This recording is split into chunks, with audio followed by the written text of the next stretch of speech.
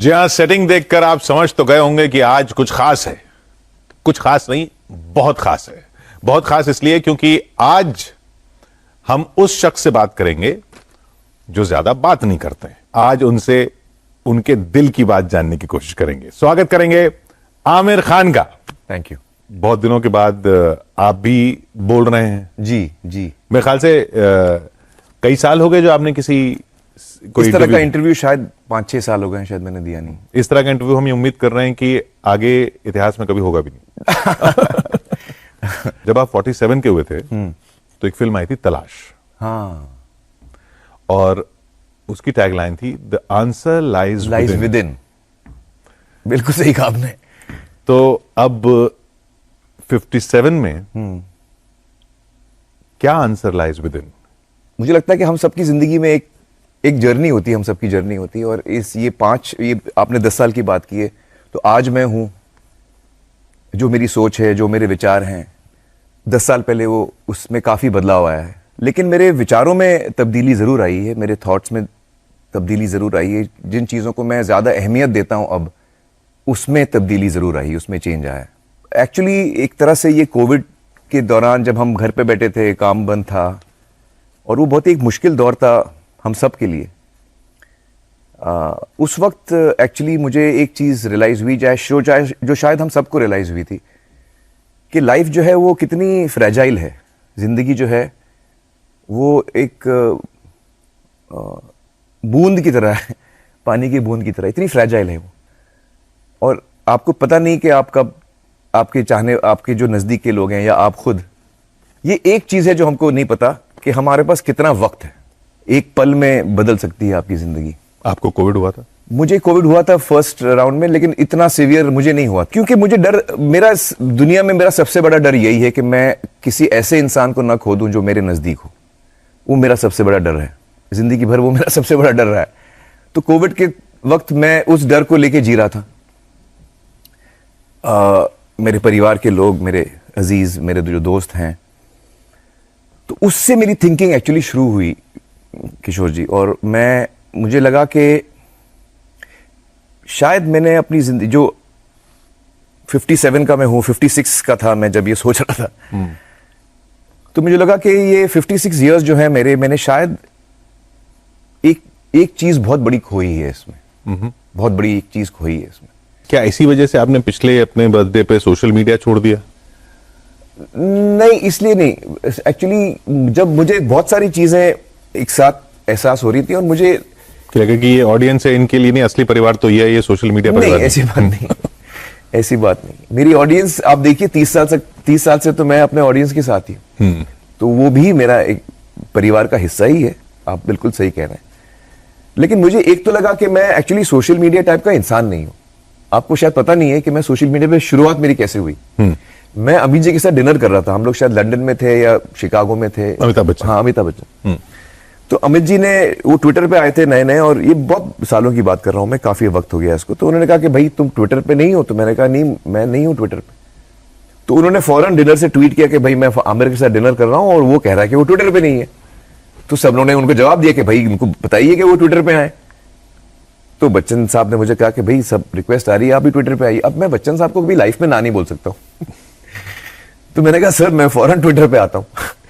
तो फिर मेरा शुरू हुआ ट्विटर, फेसबुक, और फिर बाद में इंस्टाग्राम भी हुआ। फिर मुझे लगा कि एक्चुअली मैं हूं नहीं। और जो मुझे रियलाइजेशन हुई कि ये जो मैं जो वक्त देना चाह रहा हूं, जो जहन अपने उन रिश्तों को देना चाह रहा हूं जिनको मैं कई सालों से मैंने उनको अहमियत नहीं दी है, जिस किस्म की अहमियत देनी चाहिए थी मैंने नहीं दी है। जब उसका एहसास हुआ तो उस वक्त मुझे लगा कि ये भी, मैं सोशल मीडिया पे वैसे भी मैं एक्टिव नहीं हूं।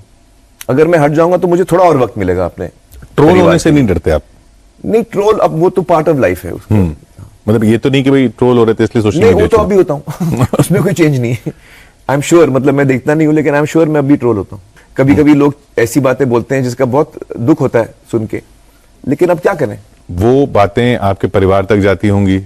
हाँ, वो भी समझते हैं मेरे परिवार वाले, और क्योंकि मेरे परिवार वालों को मेरी सच्चाई सब पता है, क्योंकि मैं उनके साथ रहता हूं, तो वो भी इफेक्ट नहीं होते। उनको पता है कि बहुत सारी चीजें आती हैं जो सच नहीं है, लेकिन हम क्या किया जाए।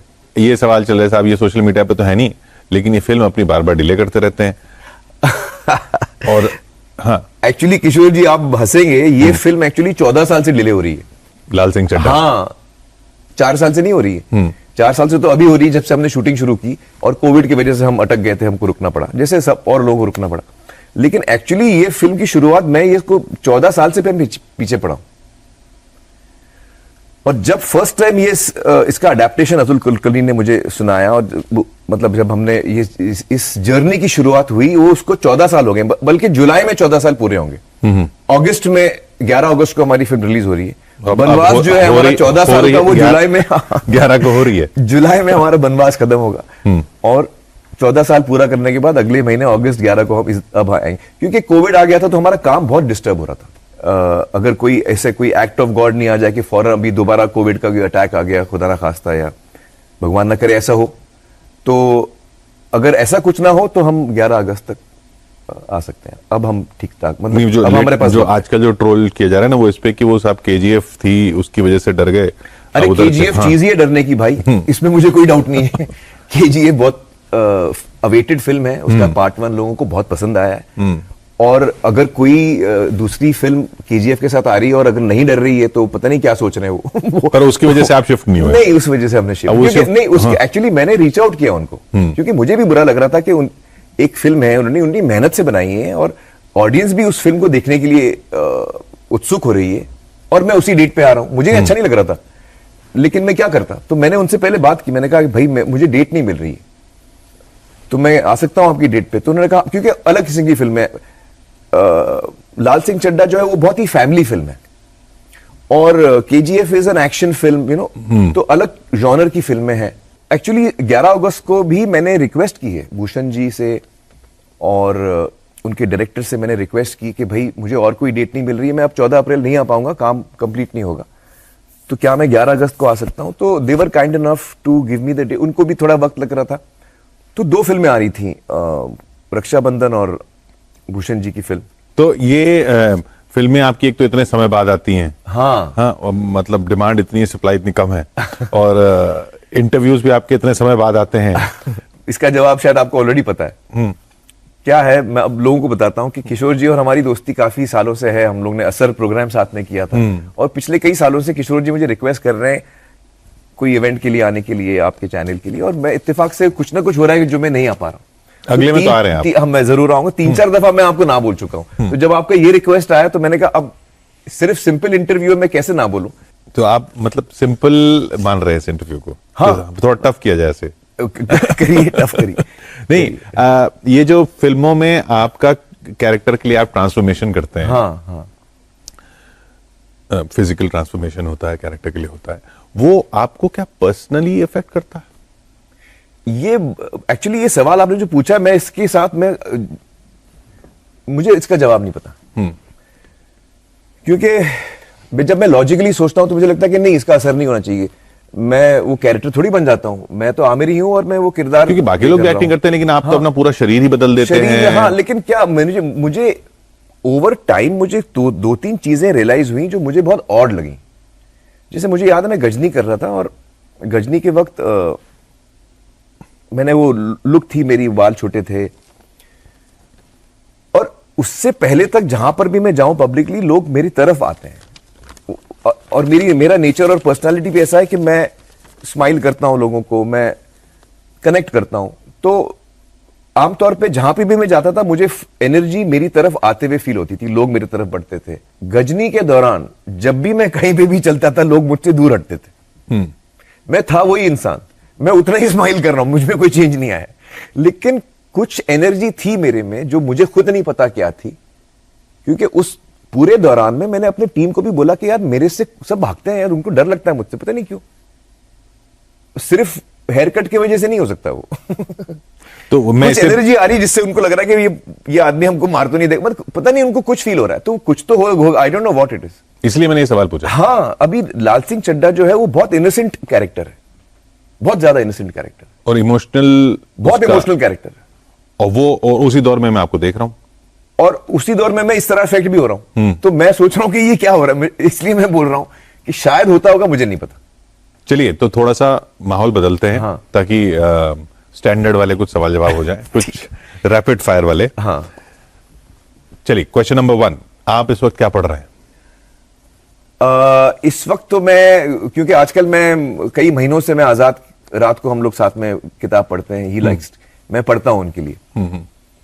तो आजकल वो हैरी पॉटर की किताब है जो मैं रोज रात को पढ़ता हूं उनके लिए, वो मैं पढ़ रहा हूं। किताब में जब कोई एक्साइटिंग मोमेंट आता है, वो उठ जाता है, वो यहां से वहां दौड़ता है, वो जंप करने लगता है, इतना एक्साइट हो जाता है कहानी सुन के। मतलब बच्चे कितना खो जाते हैं, एक्साइट हो जाते हैं कहानी में। So it's so wonderful to see that, इतना अच्छा लगता है मुझे। आपको बचपन में कहानी सुनाते थे? बचपन में मुझे कहानियां सुनने का इतना शौक था। जो राइटर और डायरेक्टर्स घर आते थे अब्बाजान को कहानी पिच करने के लिए, क्योंकि अब्बाजान प्रोड्यूसर थे, तो वो बैठते थे कहानी सुनने के लिए, और मैं भी कोने में बैठ जाता था। सैकड़ों कहानियां मैंने सुनी है। और वो हीरो यहां से आता है, वो ये करता है, वो करता है। उस वक्त मुझे नहीं पता था मैं एक्टर बनने वाला हूं या फिल्मों में आने वाला हूं, कोई नहीं, मुझे खाली कहानी सुनने में मजा आता था। तो मैं कोने में बैठ के कहानी सुनता था, वो खत्म हो जाती थी, मैं अपने कमरे में चले जाता था। क्योंकि आप लाल सिंह चड्ढा कर रहे हैं, IQ प्रेफर करेंगे या EQ, किसको ज्यादा अहमियत देंगे? मैं EQ ज्यादा अहमियत देता हूं। EQ मतलब इमोशनल कोशेंट, Emotional, मतलब हाँ। आदमी का जो आदमी जज्बात को समझता है, जो दूसरों के जज्बात की इज्जत करता है। हाँ, मैं कोशिश करता हूं कि मैं दूसरे इंसान का जो पॉइंट ऑफ व्यू है वो मैं समझूं। जब आप दूसरे इंसान का पॉइंट ऑफ व्यू सुनते हैं और आपको फिर भी आप अग्री नहीं करते ना, एक्चुअली जैनिज्म में ये एक टेनेंट है कि एक तो नॉन वायलेंस, दूसरा उतना ही इस्तेमाल करो जितना आपको जरूरत है, और तीसरा कि जब आपके सामने एक ऐसा इंसान हो जो आपसे एकदम अग्री नहीं कर रहा है या आप उससे अग्री नहीं कर रहे हैं, तो आप इतना ध्यान रखिए कि अपने माइंड में एक विंडो ओपन रखिए कि शायद वो सही है और आप गलत हैं। Non violence, use as less as you can, don't waste. आपने जैनिज्म की बात की, तो आप स्पिरिचुअल नहीं हैं या हर रिलीजन को की फिलॉसफी समझते हैं, कोशिश करते मैंने हैं? थोड़ा बहुत रिलीजन्स को समझने की कोशिश की। हिंदुस्तान एक्चुअली देश ही है रिलीजन्स का, हम सब तो हम बातचीत में ही इतना कुछ सीख लेते हैं, बचपन से बड़े बड़े होते होते हैं महाभारत भी सुन लेते हैं, रामायण भी सुन लेते हैं, और तो एक रिलीजन हमारे अंदर है ही, आप उससे निकल नहीं सकते अगर आप हिंदुस्तानी है तो। हिंदुस्तान में तो नाम में ही रिलीजन ब्रांडेड है। हाँ, ऐसे कोई एक्टिवली मैंने कोई स्पिरिचुअल चीज नहीं की है, लेकिन मुझे लगता है मैं अपने तरीके से मैं भी स्पिरिचुअल हूं। हाँ, मुझे लगता है मैं फेलियर हूं। जाहिर है मैं अपने बच्चों को बहुत चाहता हूं, लेकिन जब उसको शायद